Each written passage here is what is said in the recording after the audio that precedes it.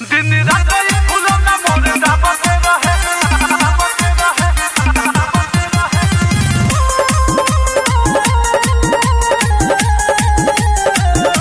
भइल बियाह सखी ससुरा गइनी बियावा के प्यार ठीक से न कोइनी ए सखी भइल बियाह सखी ससुरा गइनी बियावा के प्यार ठीक से न कोइनी चढ़ली जवानी मोरे झारते रहे मनवा हमारे खूबे करते रहे गोरावा में कस के ना धरते रहे नहीं धरते रहे दिन रात ई फूलों ना मोर दाबते रहे दिन रात ई फूलों ना मोर दाबते रहे दिन रात ई फूलों ना मोर दाबते रहे दाबते रहे म्यूजिक बाय सुजीत सागर।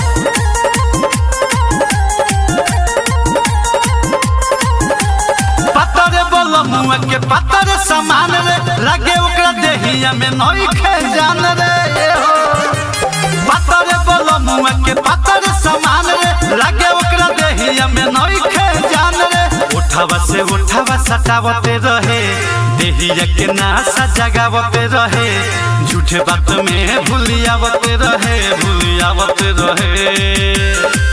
दिन रात ई फूलों ना मोर दाबते रहे दिन रात ई फूलों ना मोर दाबते रहे दिन रात ई फूलों ना मोर दाबते रहे